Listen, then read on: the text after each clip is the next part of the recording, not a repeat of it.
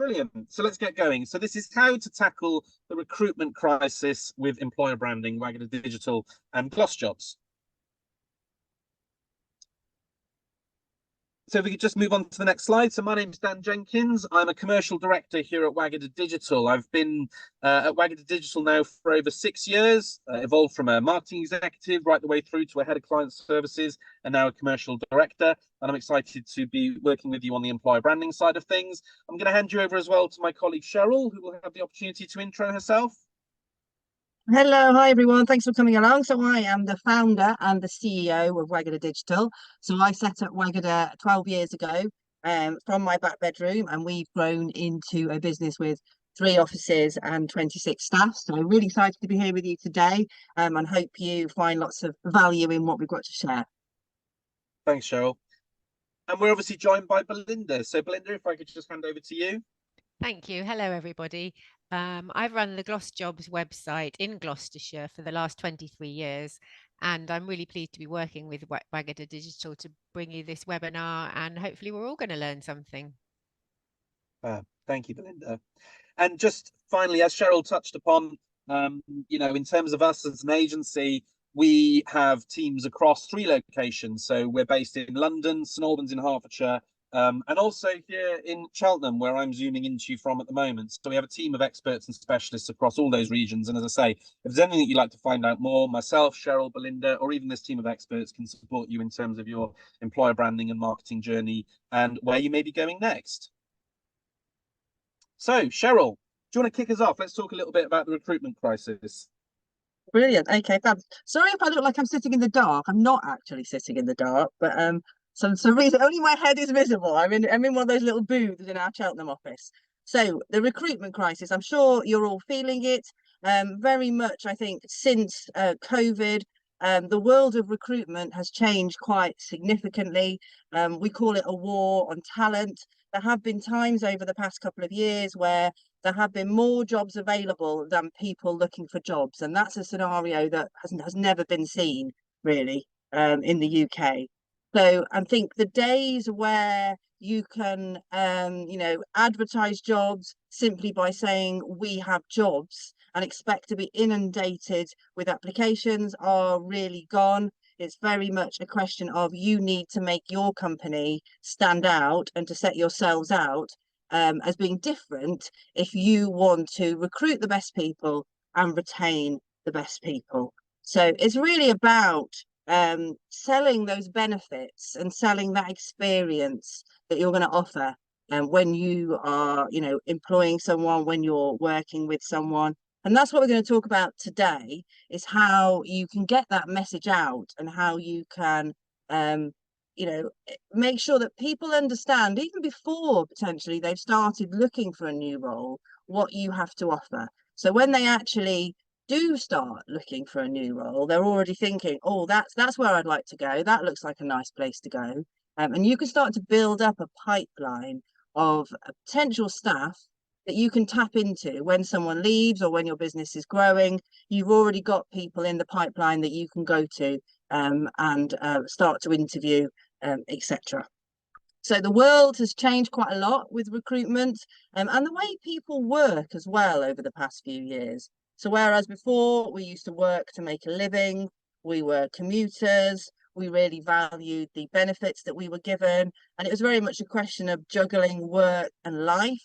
The new world, it's more than about money and then benefits. It's about a purpose. People are looking to work for a business that has a meaning, and we want flexibility. We want to be able to work from anywhere. We don't want to be tied to a particular location, and it's all about the people. We need to value our people, and it's really important that they feel valued and that they can find some sort of work-life balance. I don't think it's necessarily always about hours. It's not necessarily about how many hours people are working. It's about whether they are enjoying what they're doing and feeling like they're getting something out of it. So how can we go about tackling this recruitment crisis? So, it's very much around how you're selling yourself as a business to potential staff.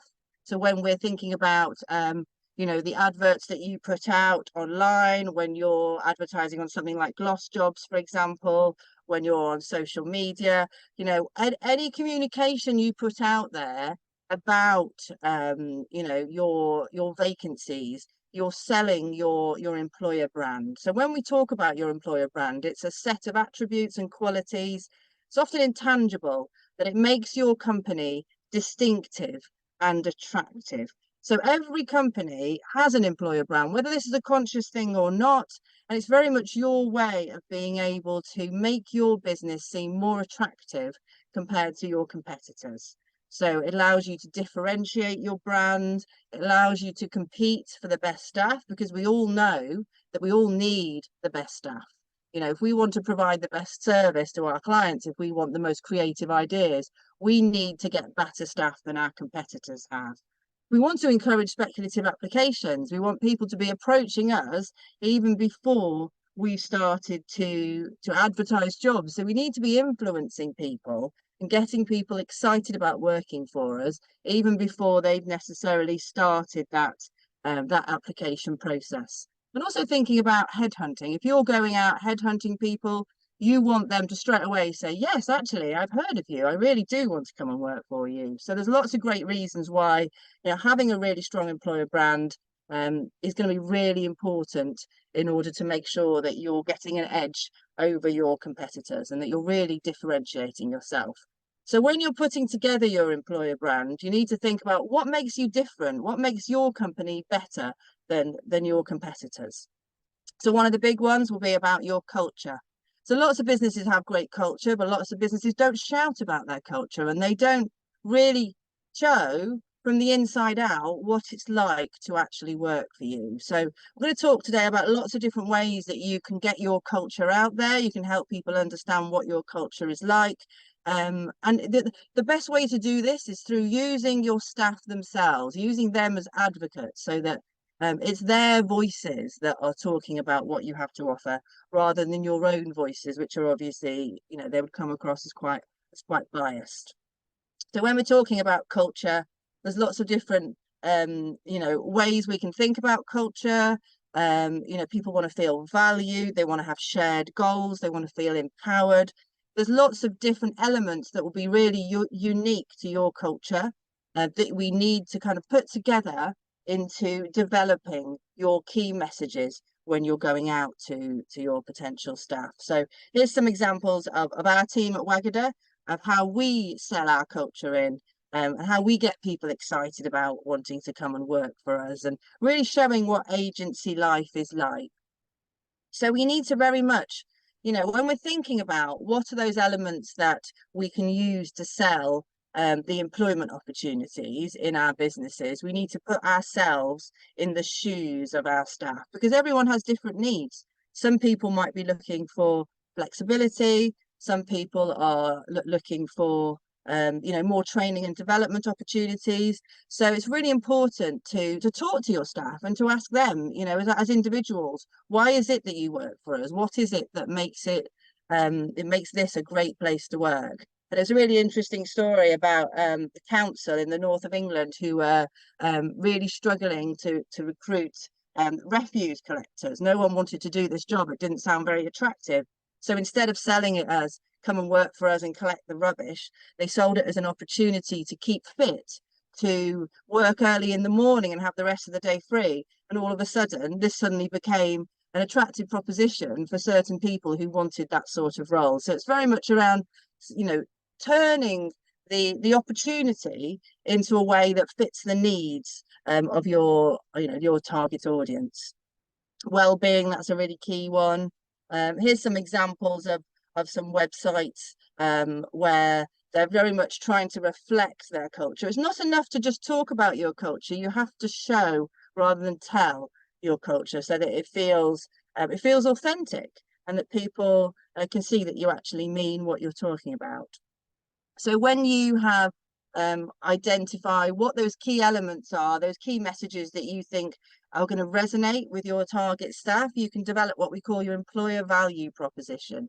So this is your marketing message, really, that you get out there to people when you're recruiting. You know, we are bombarded every day with messaging. So this needs to be a really succinct, clear message that really makes it obvious what you're offering and what you're trying to sell people when they come and work for you. So here's an example from one of our clients. You know, we always do right. We are inclusive. We are empowering. We are human.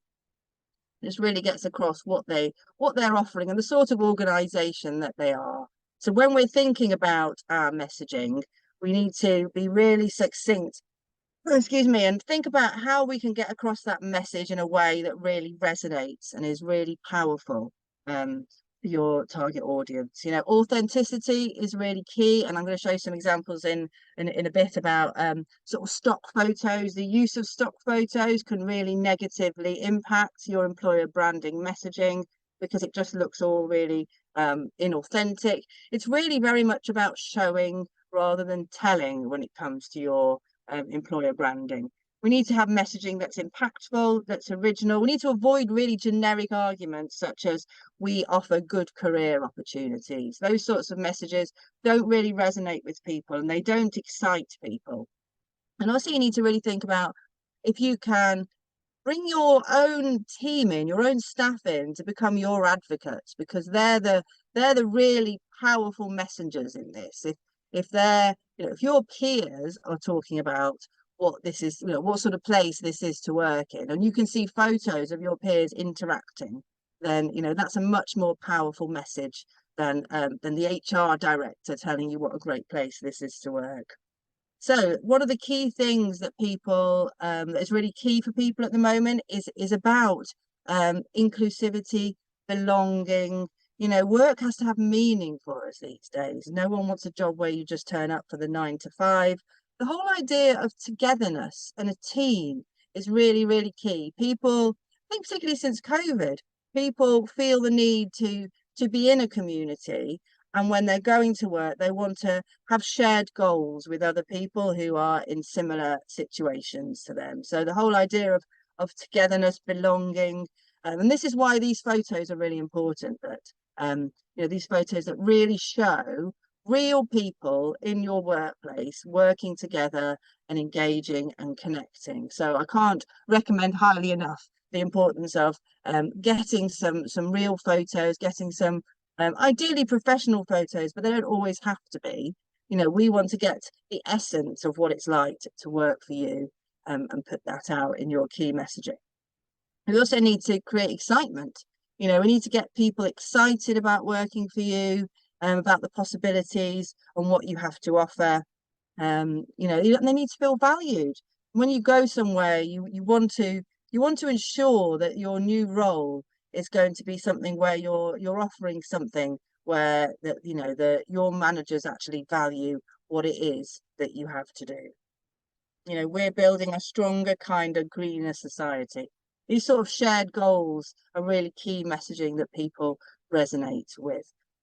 So using your message, you need to make sure that you're using your messages across all channels. So not just on your website, Work for Us page, but think about your social media profiles, for example. Think about your job descriptions. You know, lots of job descriptions are still quite bland and they're very much around, you know, demands. You know, you must have this much experience, you must have this many years working in this job, you must know how to use this tool. Actually, job descriptions these days are your selling tools. You know, you need your marketing messages in there. You need to encourage people to apply for you, apply to work for you. So when you're putting job adverts out as well on something like GlosJobs, you need to think very carefully about the messaging that you're putting into there so that you're exciting people, you're exciting them about the possibilities of why they should come and work for you as opposed to someone else. So the key as well is not to make it all sound like lovely and fluffy. I don't know whether you've ever seen the social media of innocent drinks.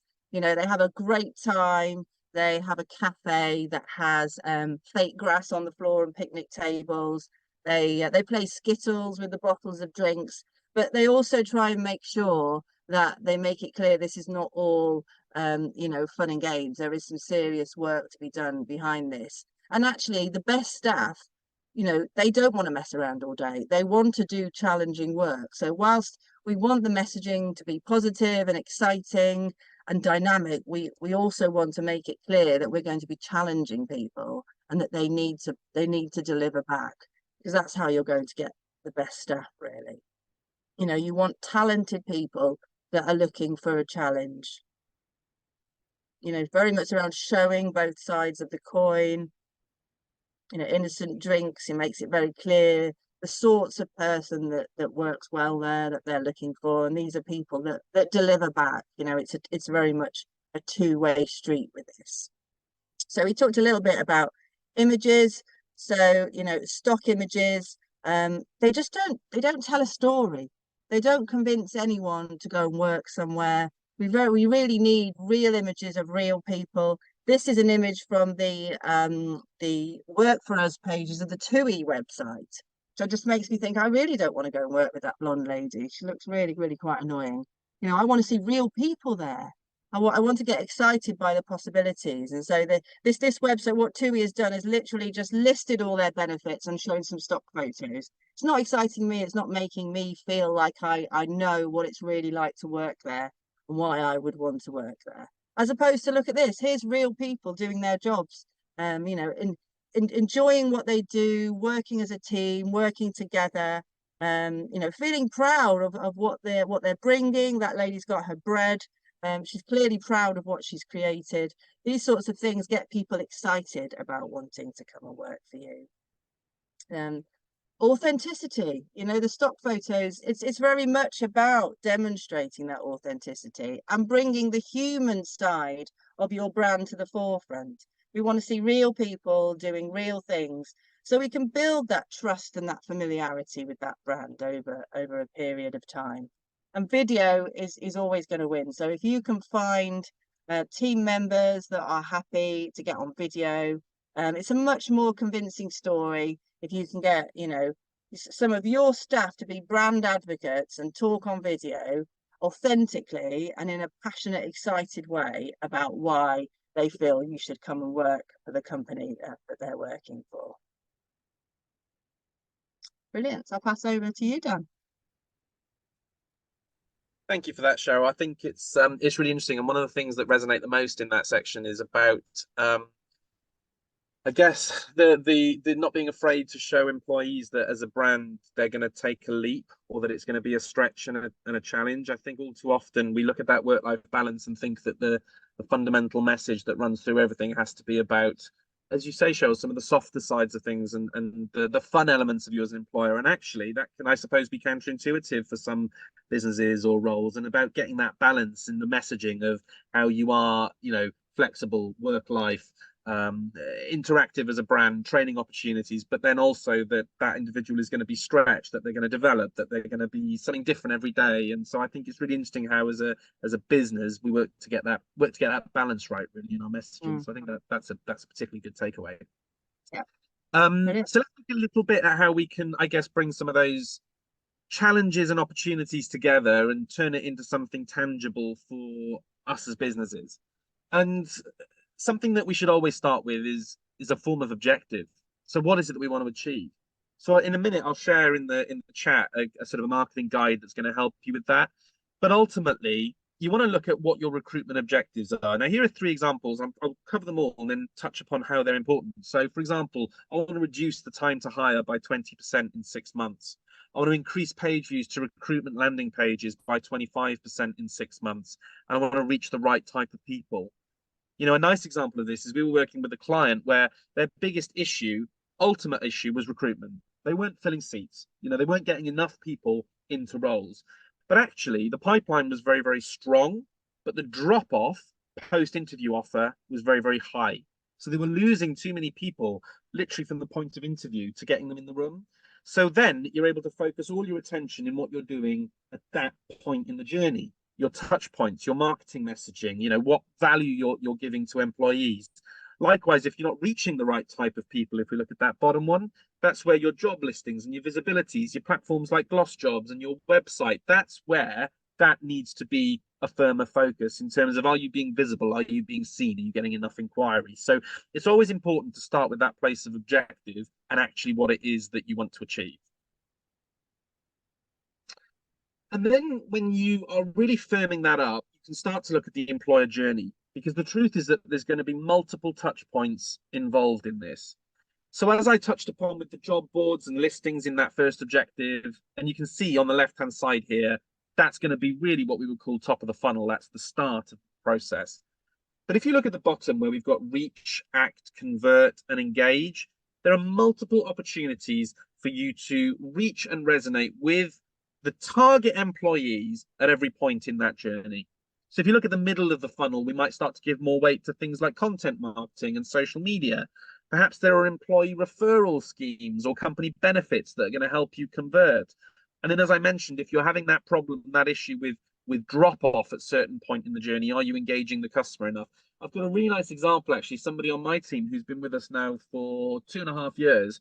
She came to the organization and was a prime example of somebody who was reached at every single touch point of this journey. You know, she found us and heard about us online. She then connected on LinkedIn. She then started to see LinkedIn content on social media. After she'd engaged with the website, she saw ads being positioned towards her. There was a constant drip feed of company benefits and opportunities, which ultimately led to interview, which led to a conversion. It wasn't about any one of those things in isolation. It was about how the journey was followed from beginning to end.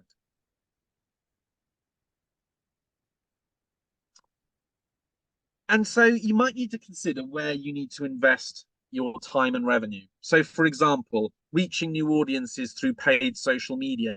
Recruitment advertising on paid social media now is quite challenging. It's more challenging than it was before. And whilst it might work for your brand, you need to consider if it's going to get you in front of the right people. You might not be able to segment your audience as much as you could previously. So it's important that you look at age demographics and how you want to resonate with that target market to then identify if paid social is going to be the right tactic for you. But then underpinning all of that, you need to make sure that your organic social media is in shape. So as Cheryl touched upon, it's much more powerful to show rather than tell. So when we talk about that culture, how are people looked after? How are they stretched and challenged? You know, what does the day-to-day look like? And I'm not just talking about kind of meet the team and interviews, although things like that can, of course, serve a purpose and have a place. But look at if there are ways that you are subliminally feeding in that message of your culture. Let's not make it quite so overtly obvious that we are doing a recruitment post about recruitment to recruit people. Let's make sure that the culture of the organization and the reasons to work for that organization are present at every point in the journey and are underpinned by the type of activity that your company is putting out on social media. And then, are you actually making sure that you're getting the right message to the right segment of the market, the right segment of the recruitment market? So this nice example from PwC, you can see where it's been segmented from early careers through to experienced careers, flexible or contractor careers, and our business areas. The point is that you need to tailor your messaging more specifically towards those sectors of the market. So we work with a brand that was mentioned earlier called Churchill. A big part of what they do in terms of their recruitment is that there are so many opportunities for career changes and people that have come from other sectors where there is a synergy.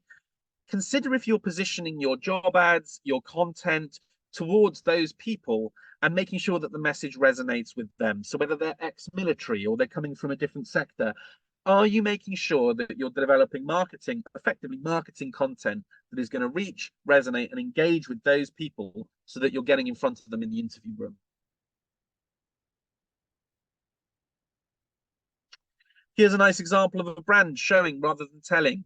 The grad today, the legend of tomorrow. It's showing the opportunity, the growth, the acceleration. Not only does it have a bit of that M&S branding, but it's also got its own creative look and feel. You know, M&S have specifically said, this is the direction that we're going to go down. This is how we're going to resonate with young Gen Z and maybe young millennials who are looking to kickstart their career here and why we should be the employer of choice. But it's a creative way of showcasing their culture, their benefits, what they're about, and actually being visually yeah, visually resonating with the target market in the same way that you would do any marketing campaign. And something that's interesting is when you look at what big players are doing in the market space, it gives you an idea of the trend and what should be followed, even from an SME or a smaller business perspective. And brands like Netflix do a particularly good job of inspiring. So you've got examples again of journeys and stories. This person here, the director of inclusion, it's showcasing where you have the potential to go within a business. And often for a lot of people and a lot of prospective employees, it's not always about the traditional ladder in the traditional sense of the term. We think a lot of career ladders and job for life, and you start a career job and you go up that ladder. You know, the average person now in their professional life changes careers something like 3 times. Okay, person changes careers, not jobs, careers 3 times in their lifetime. Are you showcasing through your job ads, through your listings, through your marketing content, the future opportunities that prospective candidates may have? How can they interact with other areas of the business? How can they grow within the business? It's not always, as I say, as simple as going from junior to a role to a senior to a manager. Look at how people can be part of your company and your brand story, and how they can enjoy a diverse but fruitful breadth of opportunity within the organization. And then are you providing insight into that? So again, ITV are doing it here. They've got their news traineeship. What's it really like? I like the phrase glass box culture, where you're opening a door to the organization. So in line with what I was just saying about how somebody can grow within a business, are you really showcasing that with insight? Examples of people that maybe haven't just moved upwards, but have moved sideways on that journey and been with the company for 5 or 10 years. Are you demonstrating what it's really like being a part of this organization and the opportunities that might be there for people? And then utilize your employee as advocates. It's interesting to use McDonald's as an example. I went into a McDonald's probably about a year ago, and I have been to McDonald's more frequently than that, but I don't like to admit it. But the particular occasion I'm talking about was about a year ago, and it was interesting because when I tapped into their Wi-Fi, I realized that I was being immediately hit with recruitment messaging and recruitment marketing and employer branding, and I was sat there and I thought, how brilliant is this? Because I'm in McDonald's. I've got the McDonald's brand everywhere around me. I've got a McDonald's coffee. I've got a McDonald's burger. You know, I don't need to be advertised anymore by this brand for the product because I'm a customer and I'm here. They do that elsewhere. But obviously what they identify is that people who work in McDonald's eat in McDonald's. So what we're going to do is when people come in and eat and they tap into the Wi-Fi, we're not going to waste that airspace on marketing messaging about our product or our brand. People are inundated with that anyway. But here is an opportunity to showcase who we are as an employer and what we're about. So I thought that was really, really interesting how they led with that on their Wi-Fi login insight. But then throughout it all, they're using their employees as advocates.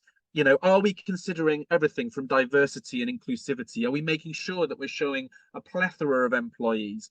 And I'm not just talking about culture, background, heritage, race. I'm talking about gender, age, all these areas about who you are as an employer. Are you making sure that you're tackling D&I and that you're demonstrating how you are diverse and inclusive as an employer as well? And again, here's a nice example from Nestle, when Nestle tap into these different stakeholders, these different people that are part of the brand, part of that journey and part of that story, but from all over the world. We've got somebody from Malaysia, Brazil, the United Kingdom, and they are literally quoted as the reasons that they are working for that brand. So if you're short on these, do you need to be tapping into your current employees? Do you need to be soundbiting them, taking these little quotes and making sure that you're sort of delivering those back in the right context, so that at every touch point when people are engaging with the brand, yeah, they can see what you're about. Even consider adding these into your job listings. I mean, and your actual job ads. You know, when you have an actual job, don't be afraid to pop something in there. You know, it can be quite creative now. You could be quite visual, or find a way to put a one-liner or a quote that reinforces a point. It's like social proof. People are more likely to trust the people that work at the business than the business itself. So think about how these individuals are presenting themselves on LinkedIn and where the messages are about why they enjoy working for your brand.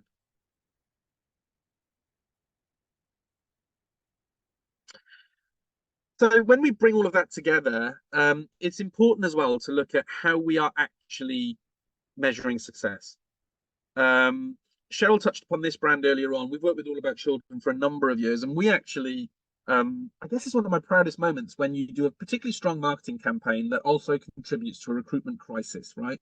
Because B2C inquiries are through the roof, you're filling seats, your nurseries are growing, and guess what? We need staff. We need to increase the number of employees that we have in order to service this demand. So we started working on their whole employer branding strategy and drove forward with recruitment.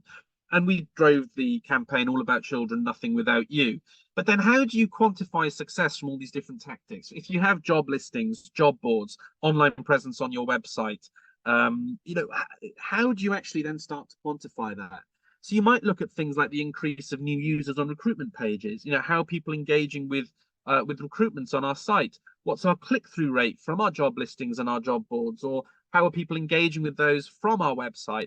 But then ultimately, are we seeing an increase in applications? And if we are, where's that coming from? How can we start to attribute where we can measure that success from, so that we then know where to better invest our time, our effort, and our energies? And in much the same way as you would approach any kind of marketing campaign or B2B or B2C marketing tactic, you can consider how you're approaching your employer branding and recruitment marketing in much the same way, so that everything that you do is quantifiable as well.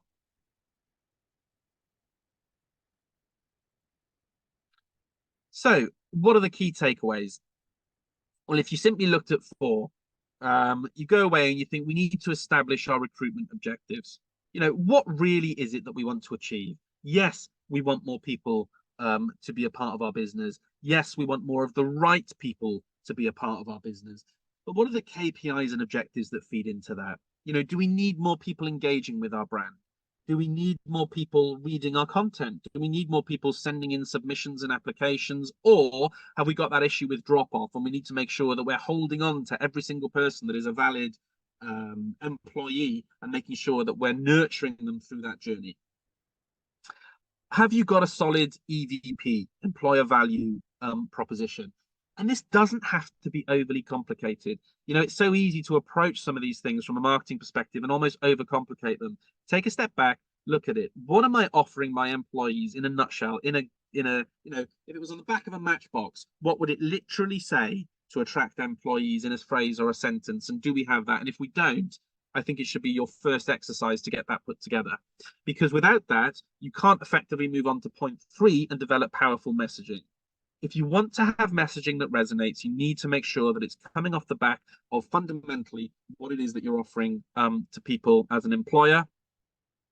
And then to bring all of that together, you need to decide on the right tactics. So when you get this deck, go back, have a little look through the RACE framework that I shared with you. Remember that: reach, act, convert, engage. What tactics are you going to apply at what point in that funnel, from job listings and job boards right the way through to how you're going to actually develop and nurture from point of interview to convert into an employee? What tactics are you actually going to adopt at every point in that journey? And then you can start to piece it together and really run an effective employer branding campaign.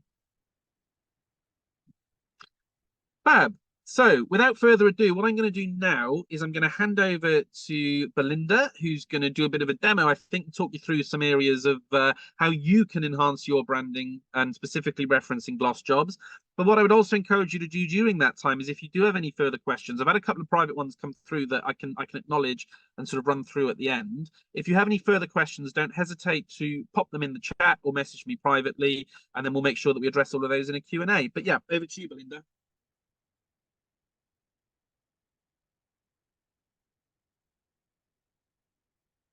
Oh, you're just on mute. Do you want to? I'm just hoping that I'm now sharing my. I'm just going to see if I can share my screen. Can you see my screen now? The GlosJobs homepage.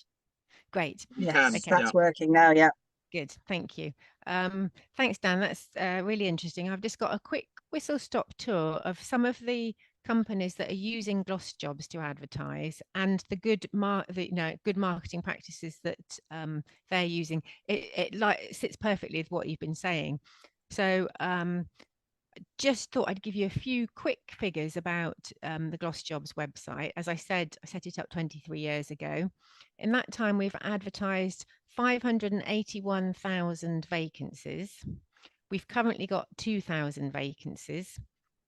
We advertise vacancies for 6,200 Gloucestershire clients, and we have a daily email alert that, as of yesterday, goes out to 6,204, just to be precise, job seekers. So whenever anyone adds their advert onto our website, it gets sent out to the people who subscribe to that email. Just as an aside, McDonald's, I know for a fact actually from McDonald's that they're the company that the most people in the UK had their first job with. So they're obviously doing something right with their recruiting. So just show you a few things. Hopefully I've got all the windows set up correctly here. A couple of points actually. I was looking when I was looking at adverts yesterday, I found one. This was their entire job advert. It was for an experienced plasterer, and the advert read full-time, permanent position, immediate start, Monday to Friday. Now, that's not the sort of advert that you guys are talking about writing. There's obviously a lot we can do to help them with that. Other things that I saw an advert yesterday, someone was talking about, they give everyone their birthday off, and the advert said, who wants to work on their birthday? So I thought that's quite interesting. Another one I saw had a quote. You were talking about quotes, so quotes from staff. And another local company I know of, one of the things they do, it's a care company, they work 4 days on, 4 days off, but they plan their schedule a year in advance. So in care, often you don't know what you're working next week, let alone next month. So they really focus on that, and they have a really good staff retention because people know where they stand. So just thought that's interesting. Anyway, I'll just kind of point you to a few things that clients are doing well on Go. I think some of the clients are doing well on GlosJobs. So one of the things that you can do on GlosJobs and probably on other websites as well, if you take a basic listing, you just get your logo on it. Within GlosJobs, if you upgrade to a highlighted or premium listing, you can put a photo, you can put some artwork. It will just help your adverts to stand out, to be branded. And for people, if you've got a strong brand, then people will know, they'll see your brand and identify it there. This is one of the companies that I like what they're doing, is Go Volunteer Gloss. They send us in specific artwork. So again, you can use, you're talking about using your branding, Dan. You can use your artwork, you can use specific images, and this is exactly what you're talking about. This is a real volunteer working in Gloucestershire, enhances their brand. Hooray! In Cheltenham, there's an agency called Hooray, who again does very good branding and is exactly again what you're talking about, Dan. On their company page, they have a bit of a write-up about them, their mission, etc. But they have their team photo, very real. You can say, oh yes, that's the guy I work with, there's Ian or whatever. But then they also send us in specific artwork for each individual vacancy. And again, down here, they brand their adverts very well. A sidearm to what we do here at GlosJobs is we work with a video producer, and we've got quite a few clients who we have been in and done the sort of video that you're talking about. So this video, it interviews the staff, but also it shows what it's like in their care homes. And they use this video on their website. In fact, they've got a couple. They use them on their website. They use them within their actual job advert. So if somebody just lands on this page, they've got their branding and they've got their 2-minute video there. That's showing that one again. And on GlosJobs, and if you're not local to Gloucestershire and if you're using other boards, you might find that you have the opportunity to do similar things as well. We have a basic advert, it costs £38 plus VAT, and it runs until the position's filled. but you can boost it. And as part of the boosting for any of these packages, Job of the Week or premium packages or whatever, we do a social media shout out. And so what that means is what we will do is we'll ask you for your artwork, which we can then we then share across our channels as well as yours. So we use generic artwork. If somebody doesn't supply us with the actual artwork, we'll use something generic.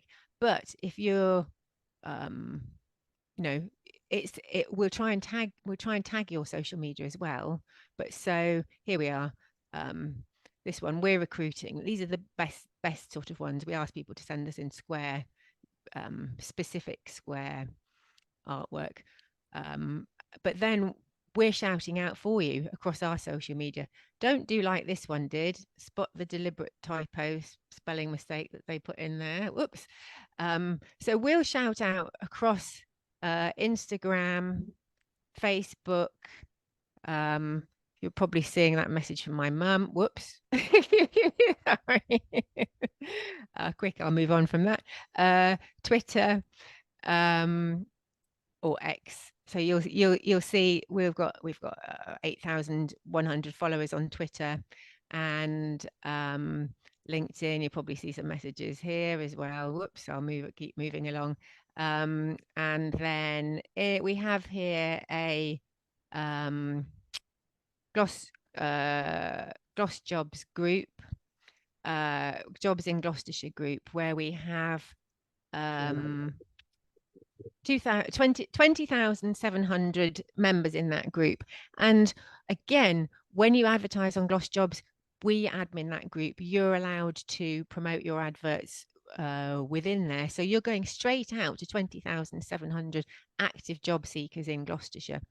So that's using the sort of branding and messaging that Dan's talking about, but it's not just doing it on your website and on your social media. We're doing it out across our social media as well. That's everything I was going to say.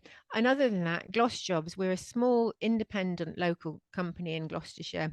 And one of the main advantages of using us over some of the other bigger boards is we're on the end of the phone and an email. We're very responsive, and we're here to help you to find to improve your branding, but also to find the right people for your vacancies. So hopefully you find that a little bit useful. Thank you.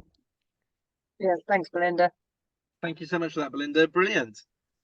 Fab. So what we're going to do now for the last part is I've had a couple of questions come through privately, which I'm going to just make sure we cover, and then obviously open it up to the room if anybody wanted to unmute and ask any questions, so that we can make sure we address those. The first question that came through was surrounding, and it's come through anonymously, so I'm going to be careful how I position it. But basically, the organisation business has about 150 staff. And there's lots of good things in place in the workplace, but have remote locations. So what can we do about that? Which I thought was a really, really interesting question. And they mentioned public transport, and that there's sort of a lack of public transport. So I've got something very quickly on that, and then I'll open it up, because I think that well, first things first, I think there's loads as an employer that you could be looking and might be looking to put in place, things like carpools and shared transport and networks within the employee community. And then if that sort of thing is formally in place, even through something as simple as WhatsApp initiatives and ways that you can get people interacting with each other, those are the sort of things that you can then present to prospective employees as things that you've actually, got in place. And then, it might be surprising how much the actual work community has got the solution there as part of it, and it might not be fully tapped into. So that's one thing to consider. Cheryl, Belinda, did you have any thoughts in terms of what you could position more as an employer, especially if it's remote, or there are things that are, where there's public transport, or you want to really kind of think about how you can appeal with those challenges? Are you saying, Dan, that they're all working from home? Is that the challenge of kind of? No, I think it's the fact the locations are quite remote, but there's not and there's not really public transport in place, which can be a bit of a barrier if people are looking at best ways to get to work and it's a problem, particularly in the Forest of Dean, where strangely lots of people don't drive, and so they're very beholden to bus timetables. Yeah. And I know that some companies in the Forest of Dean, they time their start and finish times Love that. was as to when That's the bus really runs. clever. There might be Yeah. just 3 buses that run a day, and it might not get in till 10 or whatever. Mm. So they actually time their start times according to certain buses, or give people the flexibility to start and finish according to when the buses run. Yeah, because maybe they want to Mm. share a journey with a spouse, right, or a sibling or a Someone friend. else, yeah. Actually, Yeah. I can't be So stuck they're till not half stuck on the 9 to Yeah. 5 slots. Yeah. So that Yes, flexible yeah. working is really important for those people. Cheryl, did you have anything on that? I was just thinking about bike schemes as well. Yeah. You know, as a company, you can offer loans, like tax-free loans, in order to be able to purchase bikes. And I guess then the kind of key selling point is around, you know, get fit, coming to work. You know, presumably if it's quite rural, it might be a really beautiful ride in the mornings. So there's lots of advantages there that you can play. And I guess the key thing, you'd have to offer secure storage for bikes when you get to the office, so people can bring their bikes to work. Similarly with electric bikes, there's lots of schemes to help you with those. Yeah, that's a good shout. Brilliant. Thanks both. I had another question come through, which might be covered separately by Belinda and Cheryl, if you've got thoughts. It was on measuring the success of the website. So measuring the success of the website in the recruitment process. This person said, we have lots of content targeting prospective candidates, but they're not sure they're fully measuring success yet from the website. So maybe we can cover a little bit, I guess, how you would measure success on the website. And then, of course, Belinda, if there are things in terms of GlosJobs and how people can understand, I guess, the success of what they're doing, that'd be really useful. So Cheryl, did you have anything on that? I guess one of the key ways is to look at Google Analytics. I'm not sure how familiar you are with Google Analytics, but that's a key way of having a look at the amount of traffic you're getting to the website, the amount of traffic you're getting to each of those individual jobs, where that traffic is coming from. You know, you can see, has it come from GlosJobs? Has it come from social media? You can see the journey people have gone on, and it allows you to really assess the success of some of the marketing work that you've done. So I know this is sometimes quite tricky because, you know, it might be the HR teams that are trying to assess the success of the jobs, and they might not have the skills or the access to Google Analytics. So I think that's one of the key reasons why we'd really advocate for bringing sort of marketing and HR together in the recruitment piece, because it's really important that HR actually has a marketing budget in order to be able to really effectively target and market to potential staff. One of the things that we look at on GlosJobs is there's several statistics that we monitor. So whoever answered the question, we could look at their advert as it performs on the website. So we look at the number of times it's been seen in the list page, so where people have got the basic information, and the number of times it's been clicked into to view all the information. And sometimes there's a real drop off on that because you might not have, you know, the job title might not be interesting or whatever. But then the next metric is the number of people that click the apply now button. And so you can see how many people have looked at the advert in relation to apply now, and then actually how many people have actually gone on to apply. So that really depends on it's really relevant to what we're talking about today, is because they've bothered looking into the advert. Has that advert encouraged them enough to actually apply? So we do look at that kind of ratio between the number of people looked at the advert and the number of people that have gone on to apply. And you could do this. You could do a similar metric within your own website. Yeah. How many people are on that specific advert, and how many people have applied? And I bet you will find there's differences between the different roles and how you word the adverts. Sometimes people advertise on GlosJobs. They advertise the same role with 2 different job titles. There's And positioned then differently to different A/B people. testing, yeah. yeah. Well, that's really interesting. I'd like to put that question back to you, Dan, though, because obviously you're the person that works with clients most often. Yeah. What sort of metrics are you sort of tracking in that scenario? Yeah, good question. So I think there's so many. It comes back to the race framework I mentioned earlier about reach, act, convert, engage. You know, what is it that we're really looking to achieve? I think if people are engaging with your website and the website content, you really do want to focus in on things, even like time on page, engagement time on page. You know, GA4 is set up so much more for that now. So if you flesh out and build out a lot of content, are you seeing that people are spending, I don't know, 20, 30% longer engaging with the site, engaging with all of these recruitment pages? How are you actually resonating with the target market? And then I think the most challenging thing is often if you've got people clicking through or leaving the website to then carry on their journey elsewhere. And then other platforms such as GlosJobs could be a point in the process. And I think the biggest challenge is kind of attributing that back.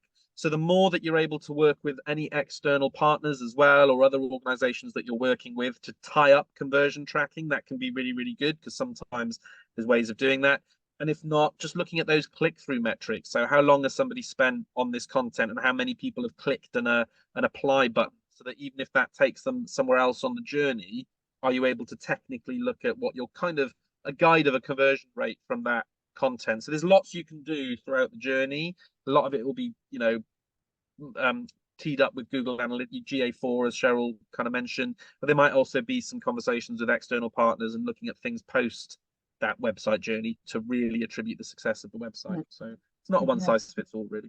Yeah. No, brilliant. Okay, I was just thinking about, Dan, when you talked about your McDonald's story, I thought that was really interesting that they were choosing the opportunity to put a message out at that point when you were on the Wi-Fi. It was around employer branding, whereas, you weren't necessarily there to look for a job. So I'm just kind of thinking, obviously, these messages that we're putting out around employer branding, they also reach customers as well. And clearly, if we're putting out positive messages about how great it is to work somewhere, how do you think clients respond to that? I mean, what are your thoughts on that? I think that's a really, really good point, actually. Do you mean in terms of, like, even though the primary objective might be surrounding recruitment, how you can get the secondary benefit from customers? Yeah, I think that's really, really valid. So first things first, I'm not going to apply for a job at McDonald's, just to let you know, Cheryl. When Cheryl started with that, I didn't wonder if she was going to lead with it to go, and I was just a bit concerned as to what perks were they offering. I do think it's really, really interesting that when I speak with clients and customers of ours, they often tap into things like our values, that they align with our values as an organization, that makes sense, and that's who they like to work with. And obviously, we're a B2B brand. So, if we're working with other businesses, we're resonating with their customers, but our customer is another business. And it's so interesting how I do think that brands that we work with, B2B, see a lot of our content, a lot of our messaging, a lot of what we're about as an organization, and appreciate that, but on a consumer level, even if the primary objective is based upon recruitment. And I think the final thing on that is that also when you're recruiting, and the types of messages that you're putting out about recruitment can be important growth signals. So do think about how you're positioning yourself as a brand within your market, because actually a brand that is recruiting for certain types of roles, how are you positioning the fact that you're recruiting for those roles? Is it due to an increase in demand? Is it due to your continuous growth in 2023, or a need that you have as a business? And all of these things can have a residual benefit of resonating with your customers, and not just prospective employees. Well, there's a question. Sorry, yeah. Yeah. So I was just going to say, we've had one come through from Rachel Steele. We have a message from Hannah. Got to jump off. Really useful and interesting. Absolute pleasure. Thanks, Hannah. Rachel Steele is saying, can I ask about the EVP, so the employer value proposition development?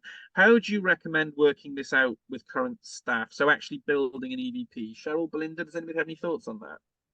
Where would you start? I think the really key thing is to involve your team really in that, and to do kind of qualitative research with your team to identify what their thoughts around the business, why they work there, what the key reasons are that make this a great place to work, and really start your development from that perspective, along with bringing in some of the values that you already have from the business. I know when we developed our EVP, it was very much a consultative process. It wasn't something that we as managers did in an office, on our own. We brought the whole team in and we got everybody involved. And I think having all those voices is really, really key. So sitting around a table, developing a series of workshops with the team, asking them, I think we use lots of Post-it notes on the walls. Why do you work here? What do you love about working here? What are the things that you'd like to change? I mean, it's a great opportunity to get feedback from the team at that point to make improvements.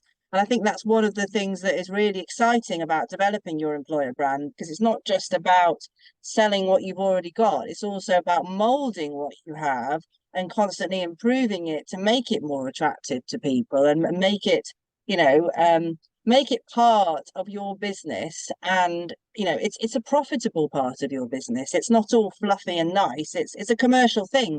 If you have a strong employer brand, it will deliver returns to you, in profitability and through having the best staff who deliver the best service. So there's lots of amazing reasons why your employer brand is a commercial thing, which is one way that you can kind of convince your managers, your the leaders of the company why it's a really, really good idea. So yes, I think it's very much a workshopping scenario when you're developing your employer brand. I realise we've only got 1 minute left, but have got one thing to add to that. Is you could do all the work on you doing the branding, but what do your staff say to their friends when they're down the pub, or to the people they meet on the bus? And so it's worth kind of talking to them about the impression that they're giving out publicly. That's a really good point, Belinda, definitely. Brilliant. Thank you for that, Belinda. No, spot on. So listen, folks, thank you so much. There's been some lovely messages coming through on the chat. Very good presentation, great examples. Thank you. This has all been wonderful. Great content and advice. Rachel saying thank you. So listen, folks, absolute pleasure. Do feel free to reach out. Let's get connected on LinkedIn. If you have any further questions, queries, or you'd like to find out more, don't hesitate to drop us a line. We will send the follow-up. We'll also send details of future webinars and events that are happening. We have one coming up on the care sector, I believe, in a couple of weeks' time. So if anybody's working in the care sector, don't hesitate to get yourself signed up for that one. Also, don't hesitate to leave a review somewhere for GlosJobs or indeed Wagner Digital if you have found this beneficial. All of that will be in the follow-up. So thank you again. Best of luck. I'm sure you're going to absolutely smash your employer branding strategy. So go, be good, and enjoy. Have a great rest of the week and a good weekend when it comes. Cheers, everybody. Bye-bye. Bye-bye.